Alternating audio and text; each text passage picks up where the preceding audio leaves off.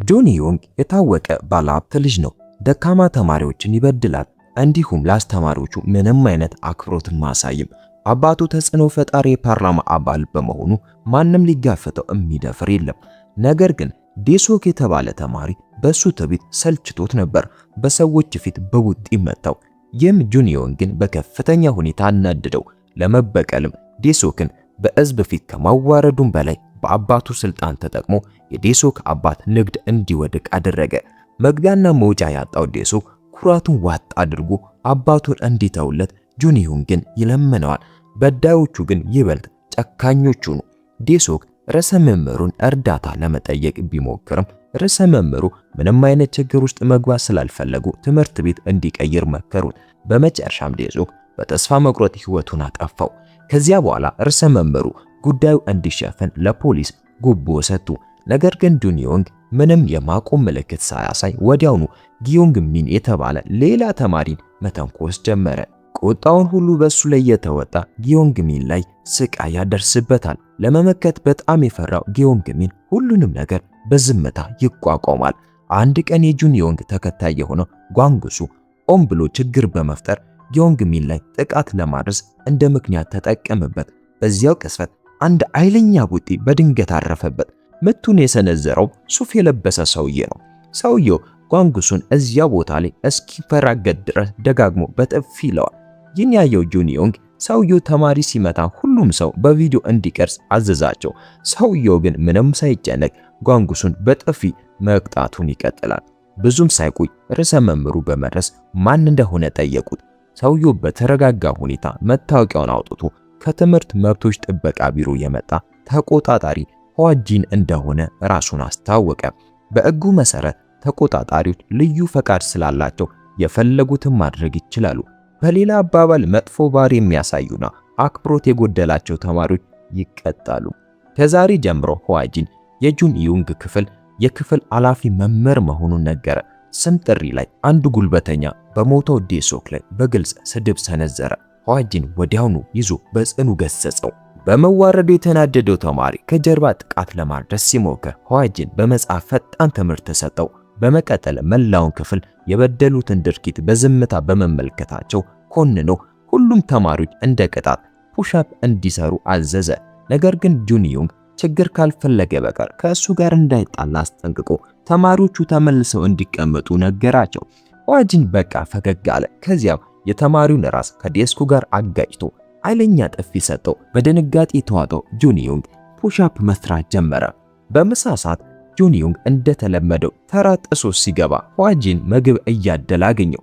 ሆዋጂን እንደ ሁሉም ሰው ተራውን እንዲጠብቅ ካልሆነ ግን ከመብላት እንዲቆጠብ ነገረው። የተናደደው ጆኒ ዮንግ ምግቡን በሙሉ ወደ ቆሻሻ ይጥለዋል። ሆዋጂን ወዲያውኑ በእርግጫ ወደ ጎን ጣለው። እንዲሁም ምግብ የማያከብሩ ሰዎችን መታገስ እንደማይችል ነገረው። በመቀጠልም ጆኒ ዮንግ ላይ ያለውን እድፍ ለማጽዳት መወልወያ ተጠቀመ። ይህም ሙሉ በሙሉ አዋረደው። በዚያች ምሽት ሆዋጂን የጆኒ ዮንግ አባት የሆነውን የፓርላማ አባል ፒልን ለማግኘት ሄደ። ጆኒ ዮንግ የጽዳት ግዴታውን ሳይጨርስ ግቢውን ለቆ በመውጣት የትምህርት ቤቱን ሕግ መጣሱን ነገረው። ልጁን ጆሮን ይዞ እየጎተተው ሽንት ቤት እንዲያጸዳ ያዘዋል። ነገር ግን ልጁ ወንጀል ለመሸረብ ሲል ሆን ብሎ ራሱን ከሽንት ቤቱ ጋር ያጋጫል። እንደተጠበቀው ፒል በነገው ዕለት ወደ ትምህርት ቤት በመምጣት ልጄን ደብድቧል ብሎ ከሰሰው። ነገር ግን ሆዋጂን ጉዳቱ ሆን ብሎ የተደረገ ሴራ መሆኑን በተረጋጋ ሁኔታ አስረዳ። በተረጋጋው አመለካከቱ ያልተደሰተው ፒል ሊያስፈራራ ሞከረ። ሆዋጂን ግን ምንም አይሰማም። ውዝግቡ እያደገ ሲሄድ ጉልበተኞቹ ጊዮንግ ሚን ወደ ትምህርት መብቶች ጥበቃ ቢሮ እንደጠቆመባቸው በማመን ቁጣቸውን ወደ እሱ አዞሩ። ጨርሶ የተስፋ መቁረጥ ደረጃ ላይ ደረሰው ጊዮንግ ሚን ብቻውን ወደ ሕንፃ ጣሪያ ወጣ። እንደ ድል ሆኖ ሆዋጂን በሰዓቱ ደርሶ ጎተተው። ለጊዮንግ ሚን መመከት ካልቻለ መሸሽ እንዳለበት፣ መሸሽ ካልቻለ ደግሞ አዋቂዎችን እርዳታ መጠየቅ እንዳለበት ነገረው። ነገር ግን ምንም ነገር ቢፈጠር ሕይወቱን አሳልፎ መስጠት እንደሌለበት ይመክረዋል። በዚያች ምሽት የፓርላማ አባል ፒል የትምህርት መብቶች ጥበቃ ቢሮ መስራች ከሆነው ጋንግሶ ጋር ይገናኛል። ፒል ልጁን ለመጠበቅ ሲል ማንኛውንም ነገር እንደሚያደርግ በመንገር አስፈራራው። ጋንግሶ ግን አይበገሬ ሰው ነበረ። ላለፉት 2 ዓመታት በሚስጥር በፒል ላይ ምርመራ ሲያደርግና የሙስና ማስረጃዎችን ሲሰበስብበት ቆይቷል። በነጋታው ፒል አንዲትን ሴት እያስቸገረ እንደነበረና ከፍተኛ ጉቦ እንደተቀበለ የሚገልጽ ዜና ወጣ። ከጋዜጠኞች ለማምለጥ ሲል ፒል በስብሰባ ክፍሉ ተደበቀ። ለሱ በሚገርም ሁኔታ ጋንግሶክ አስቀድሞ እየጠበቀው ነበር። በከፍተኛ ቁጣም ፒል ለምን እስከዚህ ድረስ እንደሚሄድ ይጠይቀዋል። ጋንግሶክ በቀዘቀዘ ስሜት አንተ ስትወድቅ ብቻ ነው ልጅህም አብሮ የሚወድቀው ሲል መለሰለት። በትምህርት ቤት የጁን ኢዩንግ ክብር በአንድ ጀንበር ፈረሰች። ለመጀመሪያ ጊዜ ተጎጂዎቹ ቀደም ሲል ያጋጠማቸው ውርደት ቀምሶ አየው። ይህ ድንገተኛ ውድቀት ሊሰብረው ምንም አልቀረውም። የጋዝ ቆርቆሮ ተሸክሞ መላውን ግቢ ለማቃጠል ይዝታል። ህዋጂን በእርግጫ ወደ ጎን ጣለው፣ እንዲሁም ላይተሩን መሬት ላይ ይጥለዋል። እሳቱ በፍጥነት በመስፋፋት ጁን ኢዩንግ ጥግ ያስይዘዋል። ያን ጊዜ ነው እውነተኛ ፍርሃት ተሰምቶት ምሕረትን አጠናክሮ መለመን የጀመረው። ያንን ያየ ህዋጂን የእሳት ማጥፊያ ይዞ እሳቱን ያጠፋዋል። ለጁን ኢዩንግ እንደሚነግረው እሱን ያስተናገደው ዴሶክን ባስተናገደበት መንገድ ብቻ እንደሆነ ነገረው። ነገር ግን ምንም አይነት ትምህርት ቢማር ዴሶክ በጭራሽ ተመልሶ አይመጣም። ብቸኛው ፍትሃዊ ቅጣት ቀሪ ህይወቱን በጸጸትና በጥፋተኝነት ስሜት መኖር ብቻ ነው። ከዚያ በኋላ ሁሉም ጉልበተኞች አንድ ባንድ ይታሰራሉ። ርዕሰ መምህሩም የሚገባውን ቅጣት ያገኛል። የትምህርት መብቶች ጥበቃ ቢሮ የበደል መዝገቦቻቸውን በኦፊሻል ድረገጹ ላይ ያወጣዋል። ተጎጂዎቹ ይቅር ለማለት ካልመረጡ በቀር እነዚያ መዝገቦች እዚያው ለዘላለም ይኖራሉ። በሌላ ቦታ ግወንዴ የተባለ ተማሪ ስሙ ወደ ጠፋ አንድ የቴክኖሎጂ ሁለተኛ ደረጃ ትምህርት ቤት ይመደባል። በመጀመሪያው ቀን አስቸጋሪዎቹ ጫማውን ቀምተው የጥበቃ ገንዘብ እንዲከፍል ይጠይቁታል። እሱ የተቀላቀለው ክፍልም በጠቅላላው ትምህርት ቤት ውስጥ በጣም አመፀኛ ከሆኑት ክፍሎች አንዱ ነበር። የክፍሉ መሪ ሶንግዋን በከባድ ቁጣው የሚታወቅ ሲሆን ከሌላው ክፍል መሪ ከይን ቦም ጋር ሁልጊዜ ይጣላል። አንድ ቀን ሁለቱ ቡድኖች እንደገና ተጋጩ። ግወንዴም ወደ ሁከቱ ይጎተታል። ነገሩ ግራ ገብቶት አጠገቡ ያለውን የክፍል ጓደኛውን ኢዩንግጁን ምን እየተፈጠረ እንደሆነ ይጠይቀዋል። እሱም አሸናፊው የጃንግ አገልጋይ እንደሚሆን ያስረዳዋል። ጃንግ የትምህርት ቤቱ ዋና መሪ ሲሆን ከመመረቁም በፊት አደገኛ ጋንጎችን ተቀላቅሏል። በዚህ ምክንያት በወር በ10 ሚሊዮኖች የሚቆጠር ገንዘብ ያገኛል። እነዚህ ተማሪዎች ሁልጊዜ ግጭት የሚጀምሩት ለዚሁ ነው። በመጨረሻም ሂንቦም ሶንግ እዋንን አሸንፎ ከጃንግ ጋር የመገናኘት እድል ያገኛል። ከዚያ በኋላ የተሸነፈው ሶንግዋን ቁጣውን በኢዩንግጁ ላይ በመወጣት ምንም እንደማይጠቅም ይነግረዋል። በመቀጠልም የኢዩንግጁን መጽሐፍን አበላሽቶ ከግወንዴ ጋር እንዲጣላ ያስገድደዋል። ግወንዴ ምን እየሆነ እንዳለ ከመገንዘቡ በፊት ኢዩንግጁ ሆን ብሎ በፍልሚያው ተሸናፊ ሆነ። ተሸናፊውም የሁሉም ሰው የቦክስ መሰልጠኛ ወይም መደብደቢያ እንደሚሆን ታወቀ። ከትምህርት በኋላ ግወንዴ የኢዩንግጁን ቦርሳ ተሸክሞ እስከ ቤቱ ይሸኘዋል። በጨዋታቸው ወቅት ኢዩንግጁ ማጥናትን እንደሚወድ ነገር ግን በቤተሰቡ የኢኮኖሚ ችግር ምክንያት ወደ ሌላ ትምህርት ቤት መዛወር እንደማይችል ይረዳል። በነገው ዕለት ህዋጂን እንደ ተቆጣጣሪ ሆኖ ወደዚህ ትምህርት ቤት መጣ። ባልተጠበቀ ሁኔታ ግወንዴ ወደ እሱ ቀርቦ ትክክለኛውን ፓስወርድ ይነግረዋል። እንደሚታወቀው ግወንዴ በእውነቱ በትምህርት መብቶች ጥበቃ ቢሮ የፋይናንስ ዳይሬክተር ነው። ነገሩ ከመጀመሩ በፊት ጋንግሶክ በሚስጥር ከውስጥ ሆኖ እንዲመረምር ወደ ትምህርት ቤቱ የላከው ሚስጥራዊ ሰው ነበር። በኋላም በህዋጂን መመሪያ መሰረት ግወንዴ ወደ ትምህርት ቤት ካፍቴሪያ በመሮጥ ተማሪዎችን ሆን ብሎ በመጎንተል ወደ ጂም ይስባቸዋል። ሁሉም እንደገቡ ህዋጂ በሩን ቆልፎ ለትምህርት እንዲቀመጡ ያዛቸዋል። አስቸጋሪዎቹ እሱን እንደ ስጋት ስላልቆጠሩት ወዲያውኑ ከበቡት። ህዋጂን ግን እያንዳንዱን ጥቃት ያለምንም ድካም በመሸሽ እያንዳንዳቸውን ያስተምራቸዋል። ሁሉም መሬት ላይ ከተዘረሩ በኋላ ጥብቅ የጥናት መርሃ ግብር ዘርግቶ ያመለጣቸውን ክፍለ ጊዜያት በሙሉ እንዲያካክሱ ይነግራቸዋል። ሶንግዋን እና ሂንቦም እንደገና ሊያጠቁት ይሞክራሉ፣ ግን እንደተጠበቀው እንደገና ይመታሉ። ከጥቂት ጊዜ በኋላ ሶንግዋን መጽሐፍ እንደረሳ ተናግሮ እንደገና ከክፍል ለማምለጥ ሞከረ። ህዋጂን ግን አስቀድሞ ተዘጋጅቷል። መጽሐፍ ያመጣውን ብቸኛ ተማሪ ኢዩንግጁን በጥቁር ሰሌዳው ላይ እንዲጽፍ ይጠይቀዋል። ከዚያም ለሁሉም ሰው ሁሉንም ነገር እንዲገለብጡ 3 ደቂቃ ይሰጣቸዋል። በዚያው ቅስፈት ኢምቦም እስክሪብቶ እንደሌለው በኩራት ይናገራል። የመረረው ህዋጂን ያለ ምንም ማመንታት አንዱን ጣቱን ይሰብረዋል። ቀሪዎቹ ተማሪዎች ወዲያውኑ መጽሐፍ ይጀምራሉ። ነገር ግን ሰዓቱ ሲያልቅ መጽሐፍ ያልጨረሰ ማንኛውም ተማሪ በህዋጂን በቡጢ ይመታል። የማያቋርጠው ቅጣት በመጨረሻ ሶንግዋንን ጨርሶ አበሳጨው። በእነዚያ መጽሐፍት ውስጥ ያለው ነገር በሙሉ በእውነተኛ ህይወት ውስጥ ምንም እንደማይጠቅም በቁጣ ይጮሃል። ዋንጂንም ትክክል እንደሆነ ይስማማል። ስለዚህ ክፍሉን ወደ ተግባራዊ ትምህርት ለመውሰድ ይወስናል። ያኔም ቢሆን አብዛኞቹ ተማሪዎች ትኩረት ለመስጠት ፈቃደኛ አልሆኑም። ስለዚህ ዋንጂን ሁለቱን ትላልቅ ጉልበተኞች ፍሬኑ በተበላሸ መኪና ውስጥ አስገብቶ ሙሉ ፍጥነት በመጨመር በሜዳው ላይ ያሽከረክራቸዋል። መኪናው በመጨረሻ ሲቆም ሁለቱም ተማሪዎች በፍርሃት ርደው ነበር። ቀሪው ክፍል ሙሉ በሙሉ ደንግጦ ነበር። በዚያች ምሽት ሶንግዋንና ሂንቦም በሚስጥር ግዌንዲን ከትምህርት ቤቱ እንዲያመልጡ እንዲረዳቸው ያስገድዱታል። ከዚያም ከጃንግ ጋር በመገናኘት አንድ ሰው ትምህርት ቤቱን ለመቆጣጠር እየሞከረ እንደሆነ ይነግሩታል። ጃንግ በስልጣኑ ላይ እየተጋፋው መሆኑን በሰማ ቅጽበት በቁጣ ነደደ። ወደ ጂም አዳራሽ ዘልቆ በመግባት ዋንጂን እንዲገጥመው ይፈታተነዋል። ነገር ግን ፍልሚያው ከፍተኛ ደረጃ ላይ ሲደርስ ዋንጂን በድንገት እንደተሳሳተ ሆኖ ይወድቃል። ተማሪዎቹ ወዲያውኑ በደስታ እልል ብለው የጃንግን አሸናፊነት ያከብራሉ። የሁሉንም ሰው በሚያስገርም ሁኔታ ዋንጂን ከእነሱ ጋር አብሮ ማጨብጨብ ይጀምራል። ጃንግን ወደ ውጭ ለማስወጣት ሲል ሆን ብሎ ሁለቱ ልጆች እንዲያመልጡ ማድረጉ ታወቀ። ከሁሉም በላይ ጃንግ እስካልተወገደ ድረስ ትምህርት ቤቱ በጭራሽ ወደ መደበኛ ሁኔታ አይመለስም ነበር። ከዚያም ዋንጂን በሁለት እርምጃዎች ብቻ ጃንግን ድቅቅ አድርጎ ያሸንፈዋል። ይህ በእንዲህ እንዳለ በርካታ የጋንግ አባላት ወደ ትምህርት ቤቱ ይደርሳሉ። ዋንጂን ያለምንም ማመንታት በቀጥታ ወደ ህዝቡ በመግባት እንደ ብረት መዶሻ ያሉ ቡጢዎችን መሰንዘር ይጀምራል። ከጥቂት ደቂቃዎች በኋላ የጋንግ መሪውን በእግሩ ስር ጥሎት ነበር። ይህንን ያዩት ሶንግዋንና ሂንቦም ወዲያውኑ በጉልበታቸው ተንበርክከው ይቅርታ ይለምናሉ። ለኢዩንግጆም ከልብ የመነጨ ይቅርታ ያቀርባሉ። ዋንጂንም የሌላውን ሰው ህይወት ማበላሸት እንደሌለባቸው ያስጠነቅቃቸዋል። ተመሳሳይ ክስተቶች እንደገና እንዳይከሰቱ ለመከላከል መንግስት አዳዲስ ደንቦችን አወጣ። ከእንግዲህ ወዲህ በሁሉም ትምህርት ቤቶች ንቅሳት በሙሉ የተከለከለ ነው። እንዲሁም ሞተር ብስክሌቶች በትምህርት ቤት ግቢ ውስጥ አይፈቀዱም። ሁሉም ነገር ከተረጋጋ በኋላ ግዌንዲ ለኢዩንግጁ መጽሐፍ ሰጥቶ ጎበዝ መካኒክ እንዲሆን መልካም ምኞቱን ተመኘለት። ከጥቂት ቀናት በኋላ በአንዲት የሴቶች ሁለተኛ ደረጃ ትምህርት ቤት ውስጥ ከባድ ክስተት ተፈጠረ። በክፍል ጊዜ የሪ የተባለች ተማሪ አስተማሪዋ ሚስ ጁንግ ስልኳን በመቀማቷ ምክንያት ቅሬታ ያደርስባታል። በኋላም ጁንግ ተማሪዎችን እያሰቃየች እንደሆነ ለማስመሰል ቪዲዮን ኤዲት አድርጋ ታወጣዋለች። የክፍሉ ኃላፊ መምህር ስለ ጉዳዩ ሲያውቅ የሪን ለብቻ አግኝቶ የአስተማሪዋ ጁንግ ስም እንዲጸዳ ሙሉ ትክክለኛው ቪዲዮ እንዲወጣ ይጠይቃታል። እሱ ሴራውን በሙሉ በአይኑ ያየ ስለሆነ ቪዲዮ እንደተቀየረ ያውቃል።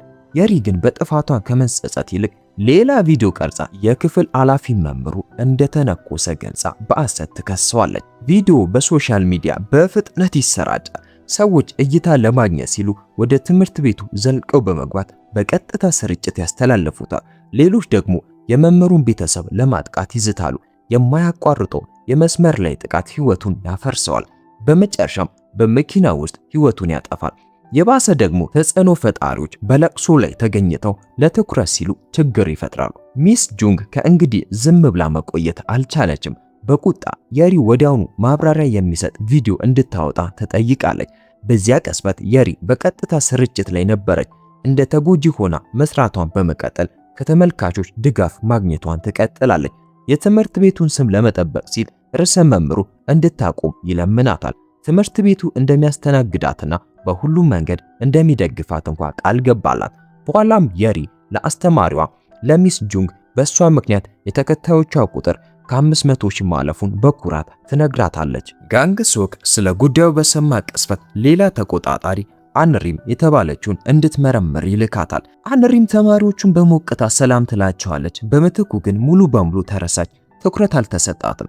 አንዲት ሴት ልጅ በክፍሉ ፊት ያፊዝባትና የፕላስቲክ ቀዶ ሕክምና አድርጋ እንደሆነ ትጠይቃታለች። ተማሪዎቹ ሲስቁ አንሪም በተረጋጋ ሁኔታ በቀልድ ያንን አስቸጋሪ ሁኔታ ታልፈዋለች። ከዚያም ሁሉም ሰው ስልኩን እንዲያስረክብ ታዛለች። የሪ እምቢ በማለት የላይቭ ካሜራዋን በቀጥታ ወደ አንሪም ታዞራለች። አንሪም ግን ስልኩን በእርግጫ ትጥለዋለች። ፈገግታው ከፊቷ ላይ ጠፍቶ ትዕዛዙን በቅዝቃዜ ትደግመዋለች። በዚያው ቅጽበት በትምህርት መብቶች ጥበቃ ቢሮ በኩል ሁሉም ተማሪዎች ያለምንም ልዩነት የተቆጣጣሪው መመሪያ ማክበር እንዳለባቸው፣ ካልሆነ ግን ከባድ ቅጣት እንደሚጠብቃቸው የሚገልጽ ኦፊሻላዊ ማስታወቂያ ይወጣል። እንደዚያም ሆኖ መላው ክፍል በወታደራዊ አይነት ስልጠና ውስጥ ያልፋል። ከትምህርት በኋላ አንሪም የሪ እንዳትወጣ አድርጋ መላው ክፍል ለከባድ ጽዳት እንዲቀር ታዛለች። በነገው ዕለት አንሪም ወደ ክፍሉ በቁጣ ዘልቃ ገባች።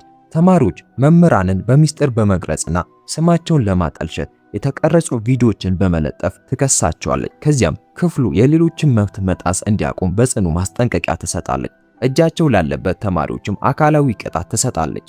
በአንሪም ጥብቅ ቁጥጥር ስር የሪ በድንገት ሙሉ በሙሉ የተቀየረች ሰው ትመስላለች። ለመምህራን ወዳጃዊ ባህሪ ማሳየት ትጀምራለች። እንዲያው በክፍል ውስጥ ትኩረት መስጠት ትጀምራለች። ነገር ግን አንሪም የሆነ ችግር እንዳለ ተሰምቷት ሚስ ጁንግ እንደዚህ አይነት ተንኮለኛ ልጅን በቀላሉ እንዳታምን ታስጠነቅቃታለች። እንደተጠበቀው ከጥቂት ቀናት በኋላ የሪ ለአስተማሪዋ ለሚስ ጁንግ ከልብ የመነጨ ይቅርታ ትጠይቃለች። ከዚያም አንድ ውለታ ትጠይቃለች። ሚስ ጁንግ ተቆጣጣሪዋ ትምህርት ቤቱን ለቃ እንድትሄድ እንድታሳምናቸው ትፈልጋለች። እንዲያውም አብሮ በቀጥታ ስርጭት በላይቭ እንዲሰሩ ትጋብዛታለች። በታየው ድንገተኛ ለውጥ የተነሳ ሚስ ጁንግ ማመንታት ትጀምራለች። በዚያ ቅስፈት ዋንጂን አግኝቷት ውይይት እንዲያደርጉ ይጠይቃታል። ሚስ ጁንግ ተማሪዎችን መፍራት እንደጀመረች ትናገራለች። የሐሰት ክሱ በሶሻል ሚዲያ ከተሰራጨበት ጊዜ ጀምሮ ንጽህናዋን ለማረጋገጥ በየቀኑ በከፍተኛ ጭንቀት ስታገገም ቆይታለች።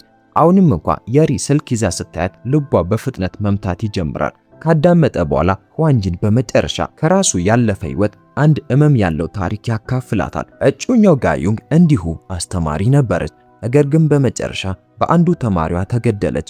በኋላም ተማሪው በፍርድ ቤት በግልጽ እንደተናገረው በእሷ እብድ እንደነበረ አመነ። ነገር ግን ለአካለ መጠን ያልደረሰ ስለነበረ የ2 ዓመት እስራት ብቻ ተፈረደበት።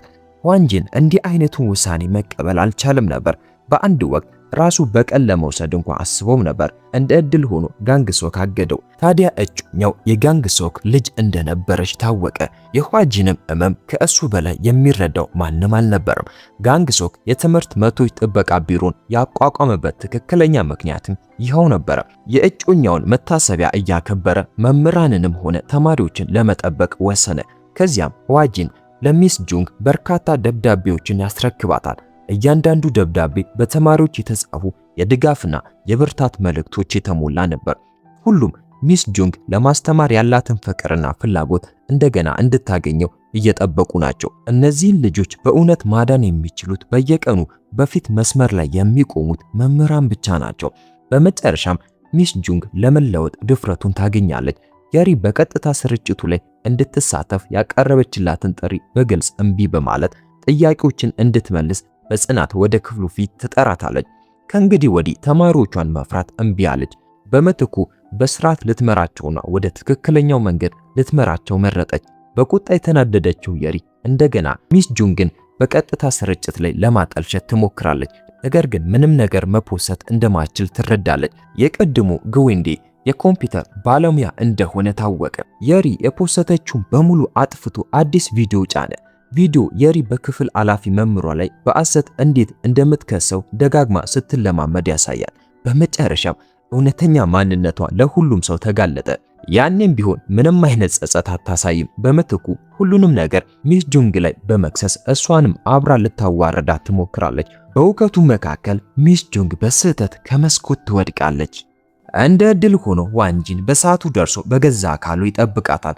አንሪም በቁጣ ተውጣ የሪን መግደል ትፈልጋለች። የሪ በህይወት ላደረገችው ነገር በሙሉ ዋጋ እንድትከፍል ትፈልጋለች። በሌላ በኩል ደሙ በግንባሩ ላይ እየወረደ ቢሆንም ዋንጂን ደህና ነበር። ማንም እንዲጨነቅ ስላልፈለገ ላቡ ቀይ እንደሆነ በጨዋታ ይናገራል። ተልዕኮ በስኬት ተጠናቆ የሪ በመጨረሻ የሚገባትን ቅጣት ታገኛለች። ወደሚቀጥለው ተልዕኮ ይሸጋገራል። የሚቀጥለው ጉዳይ በአንድ የመጀመሪያ ደረጃ ትምህርት ቤት ውስጥ ይፈጸማል። ጂሳን የተባለች መምህር በክፍሏ ውስጥ ብቻዋን ቆማ ሙሉ በሙሉ የተሸነፈች ትመስላለች። ህይወቷን ልታጠፋ ስትል አንሪም በሰዓቱ ደርሳ ታድናታለች። ታሪኩ ጂሳን መምህር ሆና ወደ ጀመረችበት የመጀመሪያ ቀን ይመለሳል። አዲሶቹን ተማሪዎቿንና ወላጆቻቸውን በሞቅታ ትቀበላለች። ውጂን የተባለውን ልጅ በክፍሉ ውስጥ በኮንፊደንስ ራሱን እንዲያስታውቅ ታበረታታው ነበር። ባልተጠበቀ ሁኔታ ግን ይህ የውጂን እናትን ጂያንግን አበሳጫት። ከትምህርት በኋላ ጂያንግ ለመምህርቷ መልእክት በመላክ ለልጇ በጣም ጨካኝ እንደሆነችና ልጇን እንዳስፈራራችው ትከሳታለች። በመጀመሪያ ጂያን ብዙም ቦታ አልሰጠችውም ነበር። ነገር ግን ሁኔታው በፍጥነት ከቁጥጥር ውጪ ይሆናል። በኋላም ሚስ ጂያን ውጂን በክፍሉ ፊት ጥያቄ እንዲመልስ ስታበረታታው እናቱ ጂያንግ ሌላ ቅሬታ ትልካለች። ጂሳን እሱን መጥራት እንድታቆም ትነግራታለች። ምክንያቱም የልጁን የራስ መተማመን ሊጎዳው ይችላል በሚል ነበር። ከዚያ ጊዜ ጀምሮ ጂያንግ አላስፈላጊ ጥያቄዎችን ማቅረቧን ትቀጥላለች። ጊዜ እያለፈ ሲሄድ የማያቋርጠው ጫና የጂሳን አእምሯዊ ጤንነት ላይ ተጽዕኖ ማሳደር ጀመረ። ስልኳ በጮኸ ቁጥር ወዲያውኑ ጭንቀት ይሰማታል። አንድ ቀን ከጓደኞቿ ጋር ያለውን ኖርማል የቡድን ፎቶአቸውን ትጭናለች። ብዙ ሳይቆይ ጂያንግ ሌላ መልእክት በመላክ ተሰድባታለች። እንዲሁም አስመሳይ እፍረት የሌላት ብላ ትጠራታለች። ጂሳን ሙሉ በሙሉ ደነገጠች። ጂያንግ የኢንስታግራም አካውንቷን እንዴት እንዳገኘችው ምንም አልገባትም። ከእንግዲህ መቋቋም አቅቷት እርዳታ ጠይቃ ጂያንግ የግል ህይወቷን በከፍተኛ ሁኔታ እየጣሰች እንደሆነ ታስረዳለች። ምንም አይነት ግጭት መፍጠር አልፈለጉም። በምትኩም ፕሮፋይሏን እንድትቀይር ወይም አፕሊኬሽኑን እንድታጠፋ ትነግራታለች። መግቢያና መውጫ ያጣችው ጂሳንም በትክክል ያንኑ ታደርጋለች። በነገው ዕለት ውጂን ከሌሎች ተማሪዎች ጋር ወዳጅነት እንዲመሰርት ለመርዳት የመጫወቻ ክፍል በጥንቃቄ ታዘጋጃለች። ነገር ግን በስፖርት ክፍለ ጊዜ ውጂን ከሌላ ተማሪ ጋር ግጭት ውስጥ ይገባል። የሁለቱም ወላጆች ወደ ትምህርት ቤት ይጠራሉ። ሌላኛው ወላጅ በወንዶች ልጆች መካከል የሚደረግ ግጭት ሙሉ በሙሉ ኖርማል እንደሆነና በቀላል ይቅርታ ሊፈታ እንደሚችል ያምናል። ጂያንግ ግን ልጇ ከባድ የስነ ልቦና ጉዳት እንደደረሰበት በመግለጽ ትምህርት ቤቱ ምርመራ እንዲጀምር ትናገራለች። ጂሳን ምርመራው ከተጀመረ ውጤቱ ለውጂን መልካም ላይሆን እንደሚችል በእርጋታ ታስጠነቅቃለች። ማስጠንቀቂያውን ከማመስገን ይልቅ ጂያንግ ሁሉንም ነገር ጂሳን ላይ ትከምረዋለች። ጫናውን ለመጨመር በሆነ መንገድ የጂሳንን የግል ስልክ ቁጥር አግኝታ ቀንና ሌሊት መደወል ትጀምራለች። ጂያንግ እንዲያውም ጂሳን መምህር ለመሆን አትበቃም ትላለች። ከጥቂት ጊዜ በኋላ የጂያንግ ባል ወደ ትምህርት ቤት በቁጣ ዘልቆ በመግባት ውጂንን በአይል ይዞት ይሄዳል። ጂሳን ልታስቆመው ትሞክራለች፣ ነገር ግን ልትደበደብ ምንም አልቀራትም። የምትሄድበት ያጣችው ጂሳን በመጨረሻም የትምህርት መብቶች ጥበቃ ቢሮን እርዳታ ትጠይቃለች። ነገር ግን ጂያንግ ምንም አይነት ጸጸት አታሳይም። በምትኩ የልጇን አእምሯዊ ጤንነት አበላሽታለች ብላ በጂሳን ላይ ክስ ታቀርባለች። ከዚያን ጊዜ ጀምሮ ጂሳን ለመጠየቅ በየቀኑ ማለት ይቻላል ወደ ፖሊስ ጣቢያ መሄድ ነበረባት። ይህን እንዳለ ጂያንግ በሶሻል ሚዲያ ላይ የሐሰት ወሬዎችን ታሰራጫለች። እንዲሁም የጂሳንን ስልክ ቁጥር በግልጽ ታጋራለች። በርካታ ወላጆች የሐሰት ታሪኩን በማመን ተሰብስበው ትምህርት ቤቱ እንዲያባራት ይጠይቃሉ። ከአንዱ መከራ በኋላ ሌላው እያጋጠማት ጂሳን በመጨረሻ ለመቀጠል ያላትን ጉልበት ታጣለች። የትምህርት መብቶች ጥበቃ ቢሮ ወዲያውኑ እርምጃ ይወስዳል። ዋጂን የጂሳንን ክፍል ተረክቦ የውጂን አዲስ የክፍል ኃላፊ መምህር ይሆናል። ጂያንግ ጂሳንን ባስተናገደችበት መንገድ እሷንም ለማስተናገድ ይወስናል።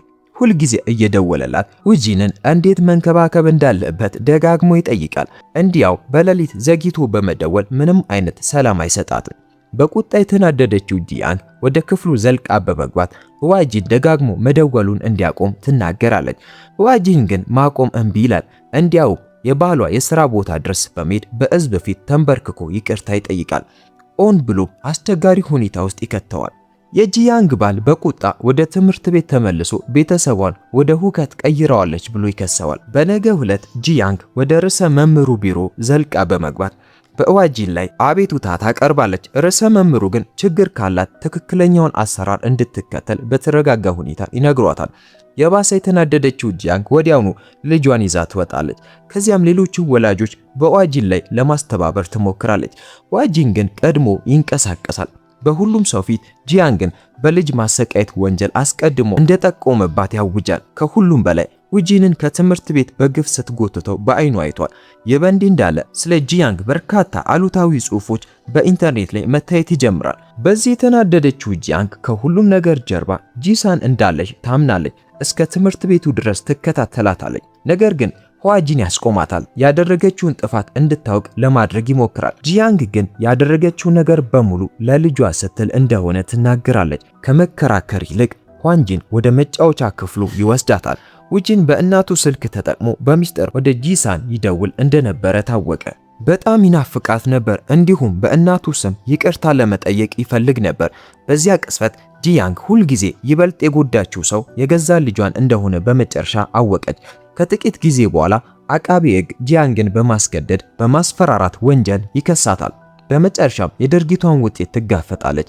ጂሳንም በመጨረሻ ወደ መደበኛ ሕይወቷ መመለስ ትችላለች። በዚያች ምሽት የሁለተኛ ደረጃ ተማሪዎች መኪና ሰርቀው ራሷን የሳተች አንዲት ሴት ልጅ አብረዋት ይዘው ይሄዳሉ።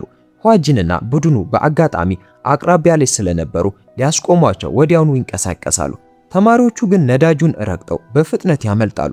በጎዳናዎች ላይ በግዴለሽነት እያሽከረከሩ በዋጂን መኪና ላይ የእሳት ቃጠሎ ፈንጂዎችን ይተኩሳሉ። እንዲያውም ሕዝብ በተሰበሰበበት ቦታ ላይ ይጋጫሉ። እንደ ዕድል ሆኖ አንሪም በሰዓቱ ገብታ ትልቅ አደጋ እንዳይከሰት ታስቀራለች። ከዚያ በኋላ ተማሪዎቹ ወደ ፖሊስ ጣቢያ ይወሰዳሉ። ነገር ግን ምንም አይነት ጸጸት አያሳዩ። እድሜያቸው ከ14 ዓመት በታች ስለሆነ በወንጀል ተጠያቂ ሊሆኑ እንደማይችሉ ያውቃሉ። አንሪም የተጎዳችውን ልጅ ዩንጂንን በጥንቃቄ ምን እንደተፈጠረ ትጠይቃታለች። እሷ ግን ምንም ነገር ለመናገር እምቢ አለች። ከተለቀቁ በኋላ ተማሪዎቹ እዚያ ላይ አላቆሙ። የዋጂንን መኪና ያበላሹታል። ይህም በመጨረሻ ጋንግሶክን ጨርሶ ያበሳጨዋል። ወዲያውኑ ቡድኑ አዲስ ምርመራ እንዲጀምር አዘዘ። በነገው ዕለት ኋጂን እጃቸው ያለበትን አራቱን ወንዶች ልጆች ለመመርመር ወደ ትምህርት ቤቱ ይደርሳል። በሌላ በኩል አንሪም ከሌሎች ተማሪዎች መረጃ ለመሰብሰብ ትሞክራለች። ነገር ግን የሚያስገርመው ለመናገር የሚደፈር ማንም አልነበረም። በዚያ ቅጽበት ግውንዴ ከአስቸኳይ ዜና ጋር እየሮጠ ይመጣል። ዩንጂን ጠፍታለች። ወዲያውኑ የወንዶቹን ልጆች ሶሻል ሚዲያ ፈትሸው በፍጥነት ፍንጭ ያገኛሉ። እነሱ ቦታው ሲደርሱ ዩንጂን በሎከር ውስጥ ተቆልፎባትና በርካታ ጉዳቶች ደርሰውባት ነበር። ከተረጋጋች በኋላ ሃንሪም እንደገና ምን እንደተፈጠረ ትጠይቃታለች። ዩንጂን ዝም ብላ ቦርሳዋን ታቅፋለች። ሃንሪም ወዲያውኑ አጠራጣሪ ነገር እንዳለ አወቀች።